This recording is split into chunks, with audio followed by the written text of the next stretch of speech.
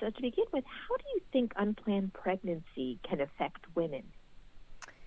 Yeah, I think overall unplanned pregnancies unfortunately can lead to health consequences, including physical and mental health. And it can also lower the educational and employment potential that women can achieve.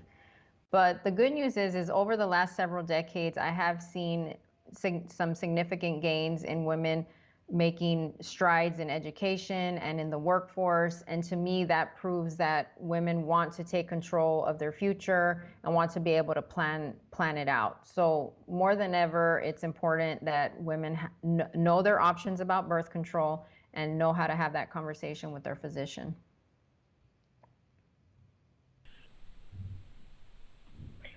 How has the pandemic impacted the way women think about family planning?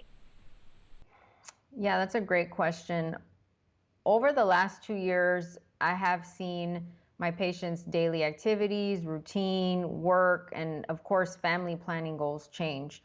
And actually, according to a recent survey, greater than 40% of reproductive age women have changed their plans about when they want to have children or how many children they'd like to have because of the pandemic. So given that statistic, it's important that women realize that knowing your birth control options, which ones are available to you, and also which questions you can ask your physician and how to have that conversation is just so important in this moment.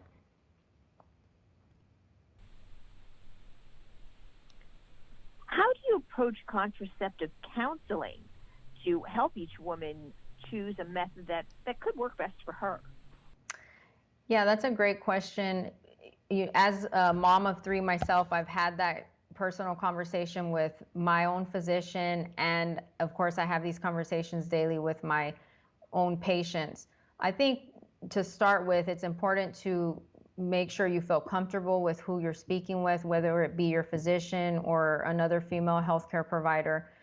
I think you should go in with any questions you might have about different birth control methods, and also make sure you ask your questions regarding misconceptions, since there is a lot of misinformation out there on social media.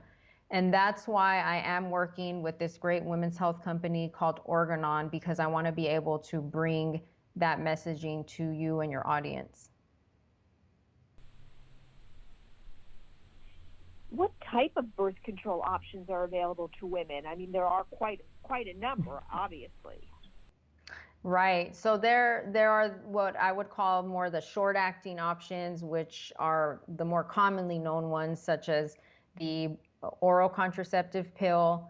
There's the patch, the ring, and the injection. And then there's also a category called long-acting reversible contraceptive methods, which are the intrauterine device or IUD and the implant. And finally, there's a more permanent option called tubal ligation or sterilization.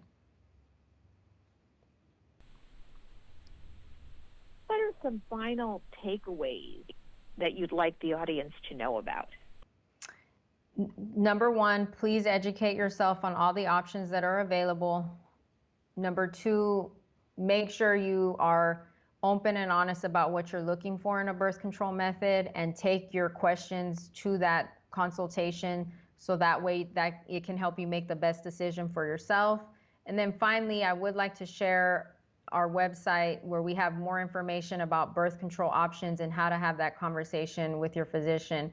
It's www.whatsnextforher.com. Thank you. Thank you so much for all this information. I appreciate it. I appreciate you. Thank you so much. Bye-bye. Bye.